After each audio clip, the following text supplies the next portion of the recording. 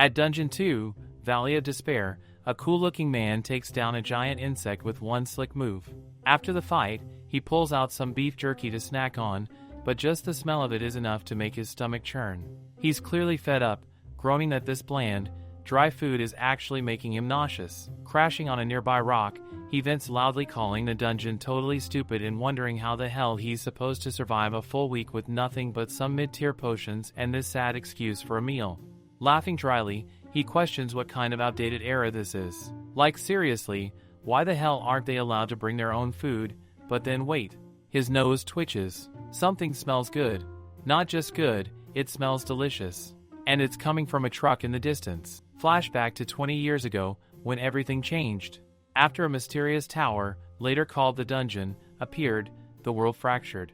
Out of that chaos, people with strange, supernatural abilities began to emerge. These people were called the Awakened, or Hunters. They went on dangerous expeditions inside dungeons, facing monsters head-on. Society was rebuilt with their strength, but not without a cost. Countless hunters lost their lives in the process. Back to the present, the food truck that's giving off that amazing smell is now desperately trying to get away from monsters. Inside, the owner is crying behind the wheel. Poor girl isn't a hunter, can't fight, and is 100% sure this is the end for her. Her name is Juin. She's just a normal girl who awakened as a food truck owner. She sees the dead end coming fast, panic rising, but suddenly bam! A passive skill activates, making the truck bulletproof. She's huffing, trying to calm her nerves, when her fluffy cat reassures her that they're safe. It's the first time this passive skill has triggered, and apparently, it'll activate every time she's in this kind of danger. Juin breathes out a shaky laugh. Low-key, she's hella relieved. She asks the cat which floor they're even on. The cat tells her they're on floor 4. All the audio channels are still buzzing about hunters and dungeons like usual, stuff that has nothing to do with her. She used to be a happy girl, just trying to live her dream, running her little food truck business. She had just debuted with the truck when the system threw her a curveball. Bam, she awakened. Not as a hunter, but as a food truck owner. She still remembers the day she got the notification. Juin stared at the status window, her eyes going wide as a million screens popped up in front of her. She shouted, "What the hell is all this?" And honestly, valid. But right now, she's just happy she didn't get assigned a hunter class. Still, she did think it was a little sus when that page popped up. Her cat tells her she should open her shop again, and she nods. With her new skill, she even gets free ingredients, which makes everything 10 times easier. Suddenly, a system quest appears. She has to make sandwiches. Right now, Juin groans. She knows storing them will just make them all dry and sad, but she doesn't have a choice. She's gotta follow the quest if she wants to level up. She picks up Blackie, her cat, who complains that animals aren't allowed in the area. Juin snaps back that this is a food truck, not a pet cafe, and his fur gets everywhere. Blackie argues that he's a spirit, not just a cat. And anyway, there's no customers right now. Juin sighs, totally over it. She's got so much to do and so little time. She tells herself to hurry up and gets to work washing the ingredients, prepping everything. While slicing up some fresh stuff, she glances at Blackie again and admits that she always wanted to raise a cat. Just couldn't, because of her past circumstances. Blackie tilts his head and asks what those were, but Juin suddenly remembers she has stuff to prep and waves him off, telling him to stay right there while she finishes the sandwiches. She sneaks a bite of the egg and oh wow, it's fire. Like, no joke, insanely delicious. Then she slices up a block of cheese, adds butter to the saucepan, and goes heavy on the meat. Unlike her mom, who is super stingy with it, she's planning to be generous with the bacon. But pre-cooking this much bacon is seriously annoying. The system alerts her that the quest is complete, but she's still stressed because the bacon isn't ready yet. Apparently, though, that doesn't matter. Turns out she doesn't need to prep everything in advance. She just spreads the sauce, throws on the ingredients, stacks it all up, and cuts the sandwich cleanly. Done and dusted. Now all that's left is to promote the store and attract customers. Right on cue, she spots a hunter fighting a monster nearby. He glances at the food truck with the most confused face ever, like, is that really a food truck in a dungeon? Juin waves at him, all cheerful, and asks if he's a customer. She even offers him the sandwich she just made. The hunter stares at her, stepping closer, narrowing his eyes. And the only thought running through his mind? She must be some weird new kind of monster. The guy suddenly pulls out his sword, eyes sharp and on edge, ready to strike. Juin throws up her hands, half panicking, and blurts out, "Oh God, calm down. I'm a human, not a monster." She begs him to lower his weapon, trying to sound as normal and non-threatening as possible, explaining again that she's really just a person and that sort of is. Yeah, it's seriously about to give her a heart attack. But this dude has a whole trust issue arc going on. He squints at her suspiciously, asking how he's supposed to believe her. What if she is some kind of monster that casts illusions? Juin rolls her eyes, completely done with this nonsense, and tells him straight up that he's the one crossing the line now. Like seriously, does he think every little thing can be solved by swinging a sword around? Then right in the middle of all that drama they both hear his stomach grumble. Loudly. Juin stares at him, and the guy finally realizes what's actually been messing with his senses this whole time, her truck. The delicious smell that's been haunting him? Yeah, it's all coming from that food truck. He looks a little embarrassed now, and she can't help but giggle inside, especially since she named the truck after herself. He narrows his eyes at the sandwiches, asking if they're actually real or just for display. Juin scoffs and points out that if he can smell the mouth-watering aroma, then obviously they're real. The guy sighs and says that even if this is all an illusion, he's ready to fall for it. He asks the price. It's 7,001 for one sandwich. He looks offended. Seriously? 7,000? Cue Juin going full sales pitch mode. She starts yapping about how it's big, packed with high-quality ingredients, has amazing taste and smell, and wait for it, comes with 2 eggs per sandwich, plus good quality bacon and fresh lettuce. She's trying hard now, desperation kicking in. She pleads with him, saying she really needs to sell at least 10 of these today. She thinks to herself that this guy is seriously a tough customer, but she has no choice. She tells him she'll give it to him for 6,001 just because he's her first customer. He tilts his head, clearly thinking about it, then finally agrees. Juin lights up and quickly asks if he's paying with cash or card. But plot twist, he says he's got neither. No cash, no credit. He does, however, pull out a magic stone like it's a valid form of payment. Juin stares at it, disgusted. This thing's just a rock, brother. But whatever, since he's her first customer, she lets it slide. He thanks her and starts to walk off, but then pauses. Something about that rock suddenly seems not so ordinary. Before he leaves, he turns to her and says everything depends on her now, and casually wishes her good luck with her sales. But the second he takes a bite, boom, he's stunned. It's too good. Meanwhile, Juin is back in her sad girl era, low-key depressed that she only got one customer. But hey, she's still happy that she made at least one person eat and enjoy her food. She did treat him like royalty since he was her very first customer. Blackie side-eyes her and points out that it actually seemed like he was the one giving her the special treatment. Just then, the guy comes back. He calls out to her, and Juin, surprised, is like, "Huh? What now?" He tells her there's a problem with the sandwich. Her heart skips. But he smirks and says the issue is, it was too delicious. It was his first time eating such a fresh and yummy sandwich, and he's here again because he needs another one. Juin is all flustered now, reminding him that he literally said he had no money. He admits he still doesn't, but they can work out a deal, right? After all, she told him she needs to sell 10 sandwiches, so he offers to be all 10 of her customers, using a gold coin as payment. He explains that even if it's the same person buying over and over, the system counts sales individually. And since he's now making a second purchase, that makes him the second customer. She gets her stats, he gets good food, it's a win-win. Juin stares at him like, what? But, just like he said, the sale counter actually ticks up. Now she wants to try something. If he buys another sandwich right now, will he be counted as a third customer? Or is it just going to be seen as an add-on to his last order? He's down to test it, so they try it. He makes the purchase again, and they watch. Turns out, the system doesn't count it as a new customer, the sale counter doesn't move. That's when they both spot the red line. Thanks to the unintentional help of her first customer, they figure out something important. The red line she always thought was just some border. It's actually the entry line to her store. Basically, if someone enters the space, buys food, but never exits the red line and keeps buying, they'll still count as one customer. But if they exit and come back in, new customer. Thanks to that discovery, she manages to safely complete her first quest. The guy congratulates her. Juin smiles, thinking it's all thanks to him, but he humbly denies it. Turns out he was already short on food rations, so this whole food truck situation low-key saved him. He wishes her lots of sales and turns to walk away, but Juin suddenly calls out to him. He looks back. She dramatically asks for his name. He blinks, then just starts laughing. She tells him to shut up. All she did was ask for a name. He's like, yeah, but you asked it like you were confessing your undying love or something. She glares. Enough. But still, it seems like she's never gonna forget his name. Juhyuk. Juhyuk notices the food's all ready again.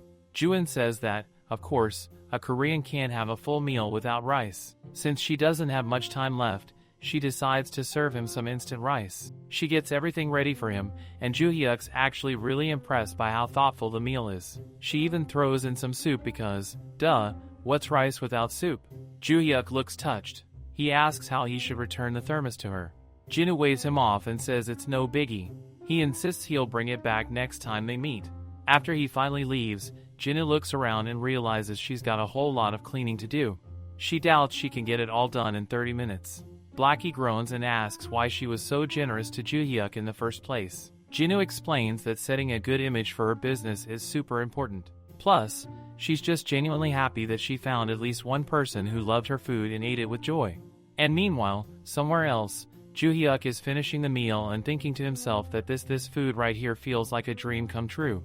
Now back in the real world, Blackie tells her that she still has a ton of stuff to learn, like the abilities of the awakened and the basics of dungeon life. But he's kind of like, how is this even possible? Dungeon news is literally everywhere on the internet, yet she still knows nothing about it. Juin admits she avoided it on purpose. Her parents were super busy before they passed away when she was really young. She was raised by her grandmother instead, the same woman who used to say things like, live a life where you fit in. Her grandmother's also the one who taught her how to cook. Turns out, she was kind of a low-key amazing Korean chef. Blackie agrees that it might not be easy to untangle a story like that, so she doesn't need to stress. She can take things step by step. That actually makes Juin kind of teary. Now we see that Juin basically holy with how grateful she is to cook and eat when the ingredients are free.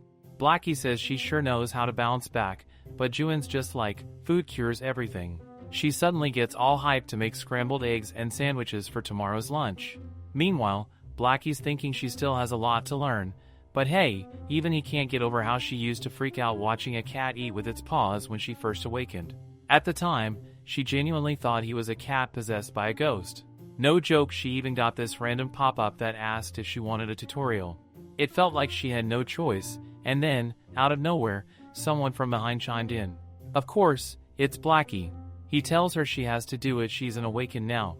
Juin, obviously, was scared out of her mind when the cat straight up spoke. The cat says he's a spirit, and she's the one who gave him a name, so now he's here. But Juin is like, when the heck did she name him? Apparently, the dude mistook her truck name or whatever, but Juin insists nah, that's her name. So now they're just going with Blackie. Back to the present, Jin is glad she has this cute cat tagging along. But she seriously wonders why she can't get help from the spirits when she has literal mountains of dishes to wash. Anyway, first things first, Blackie's gonna teach her how to sell dungeon items. Turns out she can even sell the stuff Juhyuk gave her in the dungeon market. They wonder how much that gold coin will go for. She checks and boom, it's worth 1,000,000 won. She's like, there's no way he's sane if he gave her a literal million won for one sandwich. She starts doubting herself, did she accidentally scam him? But Blackie reassures her that it's fine. The dungeon's a rough place, and maybe Juhyuk thought her sandwiches were actually worth that kind of cash in a place like that. Just then, a notification pops up saying all the items she's listed are already sold. Jackpot. Once she sells the stuff, she can earn Hunter Market points and convert that into actual currency through her bank. So technically, selling food in dungeons might just be her new side hustle. She can actually make money from her dungeon currency and use it in her world. It gets directly deposited into her account and it's a whopping amount. But Juin is still stuck in denial. She thinks there has to be some glitch in the system or a straight up mistake. Blackie, completely unbothered, tells her that if she doesn't believe it, she can just go check it herself. She starts wondering what this weird rock even is. The one she got from that guy, like, who is he really? She pulls up the info and gets smacked with the truth. That rock is not just a simple rock. It can be used to teleport to different places. Juin is now spiraling, wondering what kind of person would casually hand out something that valuable. She does a little deep dive and finds out, yep, that guy's not just anyone. He's literally a guild leader and the second-ranked hunter in the entire world. Now everything's clicking into place and it's so much weirder. This was her first time entering a dungeon. She sold a sandwich for a ridiculous price. And not just to anyone, she gave it to rank 1. Plus, she straight up acted like that rock was no big deal. She's certain she must have sounded super arrogant. But the deal they made? It's actually starting to feel creepy. Like, why would a top-ranked hunter hand something that expensive to a total nobody like her? She starts stressing, what if he goes around telling people she scams hunters and takes their wealth in exchange for food? If that happens, she's doomed.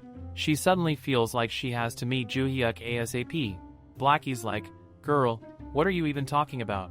Juin is already planning to go beg for forgiveness. She'll return the money, even get on her knees if she has to.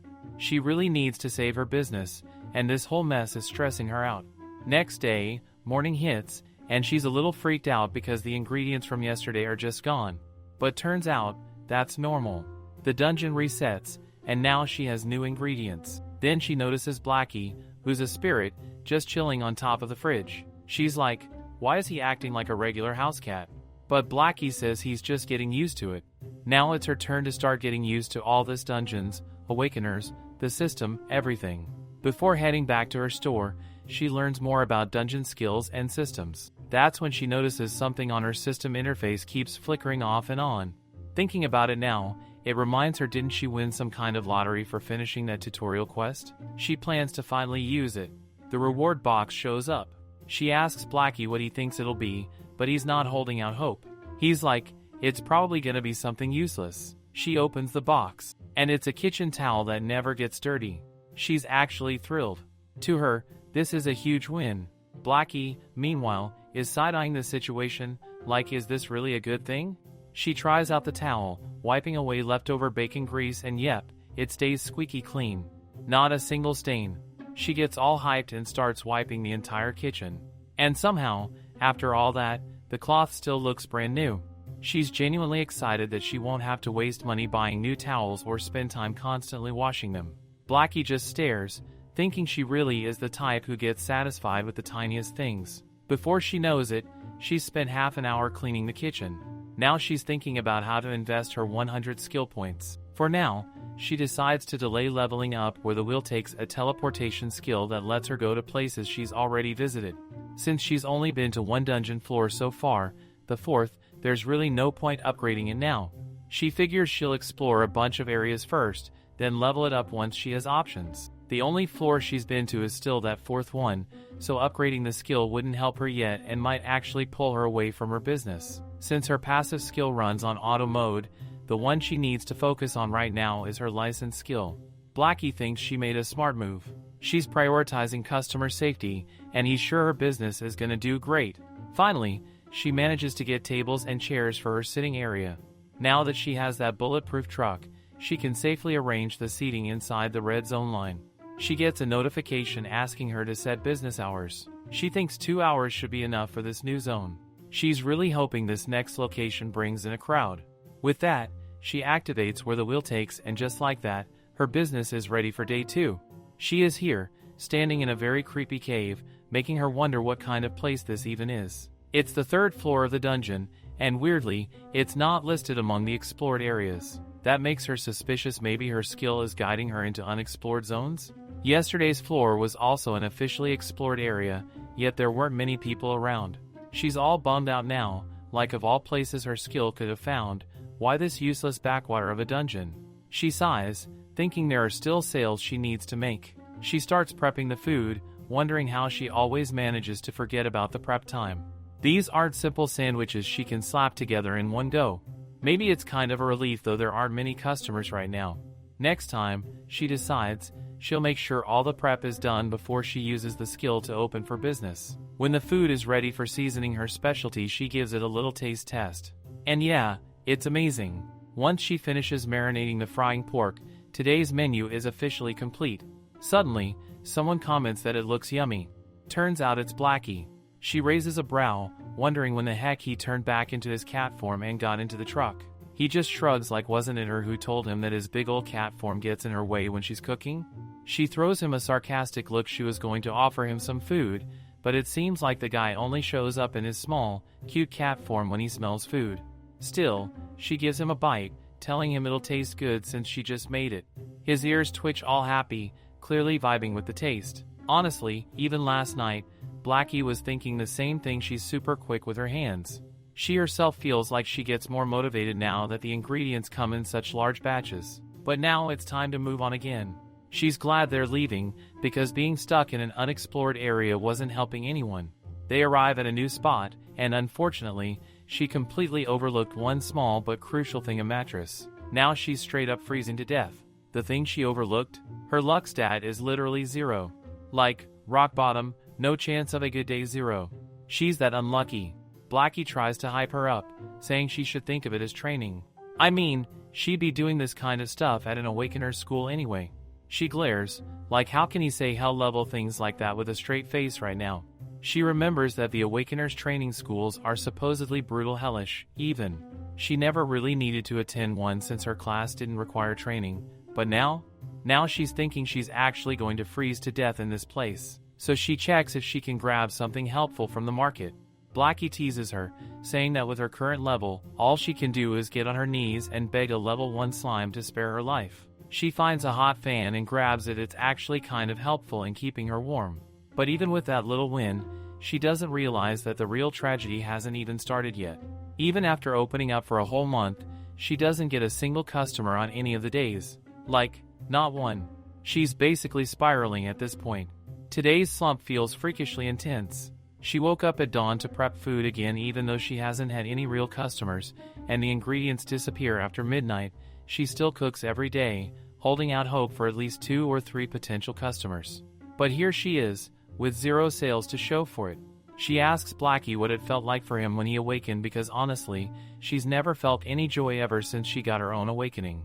The worst part is being forced into the dungeon without any choice in the matter.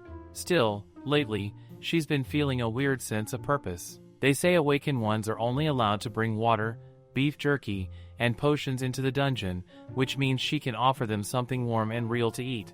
That thought alone made her want to give everything she's got. She's tried to do whatever she can to help others, but the dungeon hasn't exactly been kind to her. She's the only one who can cook here, and there's no one she can ask to help her even if she wanted to. Blackie agrees. It honestly makes him want to help her, seeing how hard she works, but there's really nothing he can do other than talk. Then comes a system notification: tea time is up, and she can move on to another location. She sniffles a little but agrees. Even if she didn't get customers, it wasn't exactly lonely. After all, she had Blackie with her the whole time. The cat mumbles to himself that out there are definitely people who need her help, and honestly, she's already managed to kick one spiteful thing out of the dungeon world. Now they're transported to their new location. And boom, we see this guy from the very first chapter. At the start, he's staring at the truck, just frozen in place, looking at it like he's in total denial that what he's seeing is actually a food truck. Juin is happy that they've finally made it to the second floor. The air here is super fresh, like noticeably good, and she twirls around, taking it all in. It kinda hits her that she's really being a customer now, like for real, and not in some weird fever dream. Is this real life? She legit starts rapping under her breath, swearing on her entire existence that she's not some illusion-casting monster and that this truck is 100% real. If that hunter is hungry, well, he better get ready to eat, because this is happening. The hunter mumbles that he is pretty hungry, actually, and she tells him straight up that he better eat now before he gets wrecked out there. Plus, the payment can be done with hunter points anyway, so it's not like he's losing anything. Still, the guy is sitting there in straight up denial while she's over here cooking like her life depends on it. She's worked really hard on this, especially the sauce and the meat, and she's just so glad that none of it went to waste. The highlight of this whole tonkatsu dish? Definitely the sauce, no debate. Now the hunter is low-key peeking at her from the side, totally baffled, like how is this even a thing? She tells him it's almost ready, just a little more patience.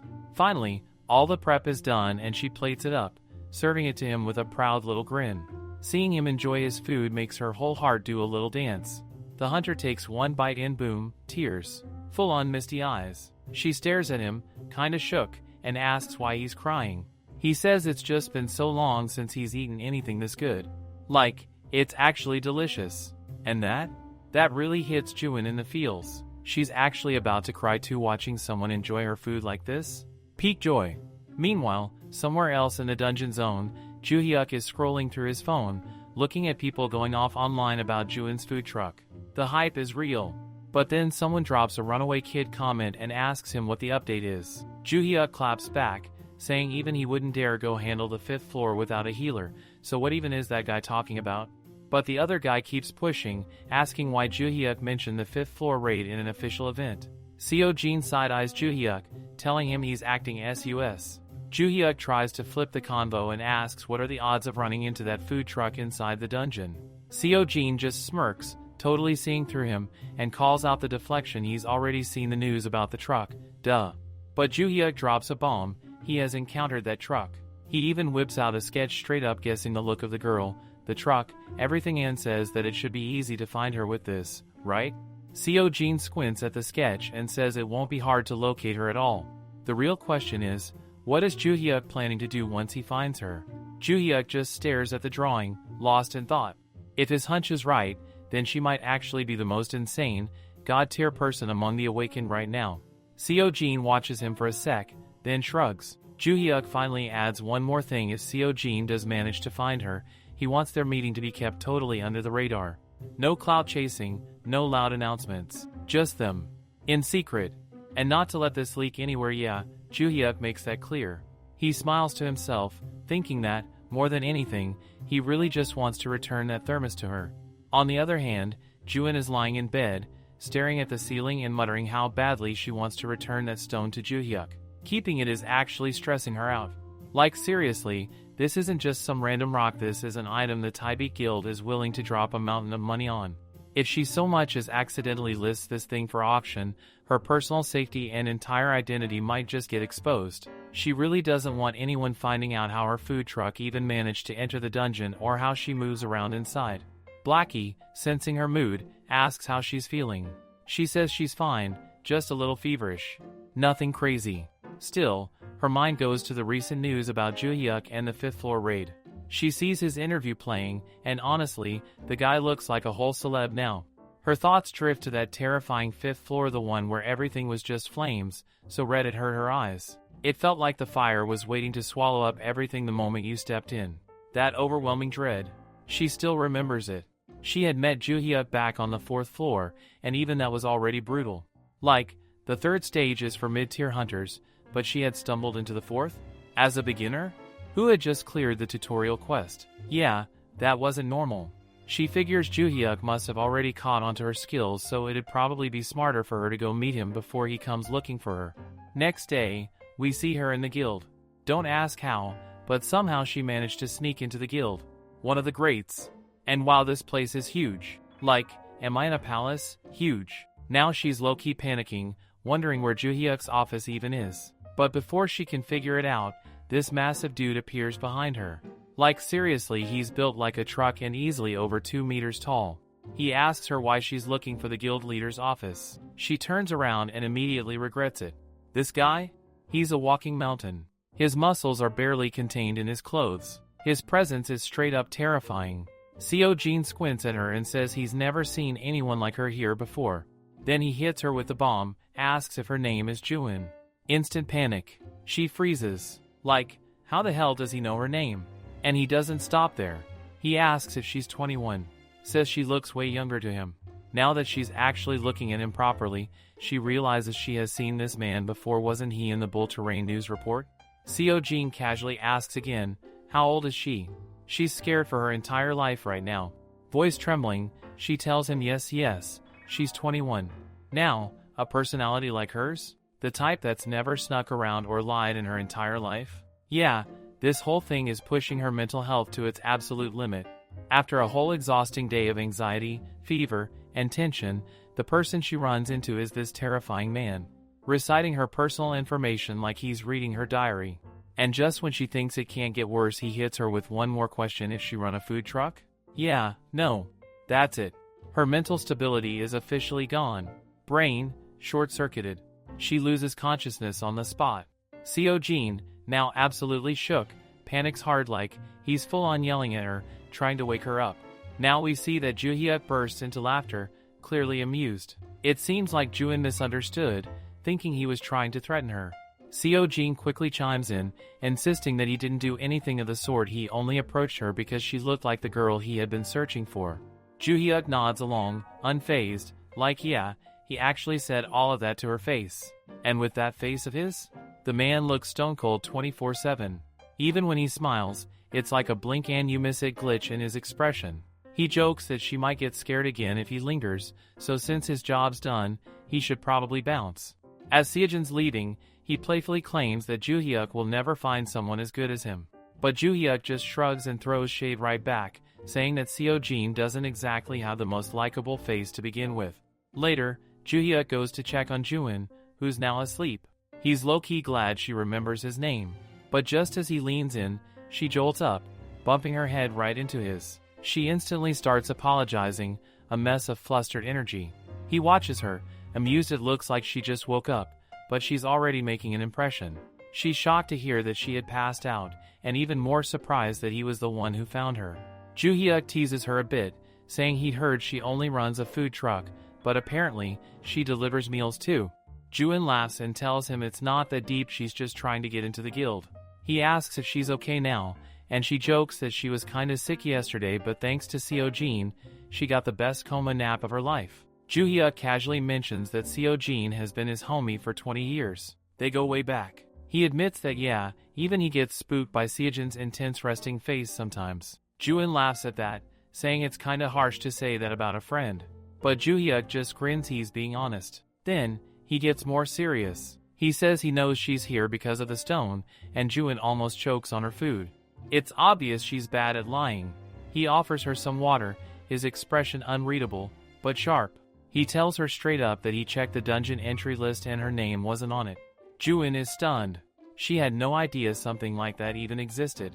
Joo Hyuk explains that it's a policy meant to prevent criminal activity inside dungeons. And now, she's spiraling, realizing she technically entered without the government knowing. She lets out a nervous laugh, pretending it's not a big deal, but Joo Hyuk sees right through it. He then asks if she sold any more food after their first meeting. Juin says no, she kept exploring the uncharted areas instead. But she did finally land her first customer in a whole month on the second floor. She lights up talking about it, proudly sharing how she cooked a bomb fried chicken and rice combo just for him. Joo Hyuk notices how her entire vibe changes when she talks about food. Her passion is legit. Anyway, she says she came to return the thermos. Joo Hyuk tells her that eating food in the dungeon is nothing short of a miracle. The flavor, the smell, it's insane. Nobody else could pull that off. Juin smiles, agreeing a little shyly. Then, he switches topics again, asking if the skill that lets her enter the dungeon is passive. But Juin just blinks, she has no idea what he's talking about. Joo Hyuk smirks that sly little smirk of his and asks what she thinks the reason is behind him giving her that stone. Juin is totally lost, she genuinely has no clue.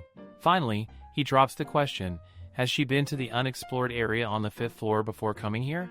Cut to flashback. Juin is talking to Blackie, her shadowy sidekick. She's freaking out about already meeting Joo Hyuk on the 4th floor and how it might have revealed way too much. She tells Blackie she plans to lie but mix it with some truth. The fact that she can randomly reach the 4th floor is thanks to her skill, but it only works within the range of dungeons where the monsters are beatable. That way, no one will figure out she can reach beyond the 4th floor. Back to the present, Joo Hyuk can tell she's been to the 5th floor. He gets up, ready to say something, but then freezes. Juin is on the floor, on her knees, begging him to spare her just this once. She insists it was only that one time. Joo Hyuk is visibly confused, like, what even is she talking about? Just then, a teammate walks in with some documents Joo Hyuk had requested. But the hunter spots Juin and immediately assumes the worst. She shouts at Joo Hyuk, asking if he's bullying someone again. He yells back, denying it, telling her to just drop the files on the desk and dip. Once the hunter leaves, Joo Hyuk turns to Juin and tells her to get up. Why is she on the floor? Juin awkwardly replies that she thought he was going to kill her for lying. Joo Hyuk sighs, saying he's not that scary of a person, and heads off to make tea since it looks like this conversation isn't ending anytime soon. Juin calls out that she'd like black coffee, thank you very much. That throws Joo Hyuk off. Wasn't this the same girl who was literally just begging for her life? Now seated across from each other, he asks her to tell him more about the 5th floor. Juin explains that it's a place called the resting place of the corrupted Fire King spirit.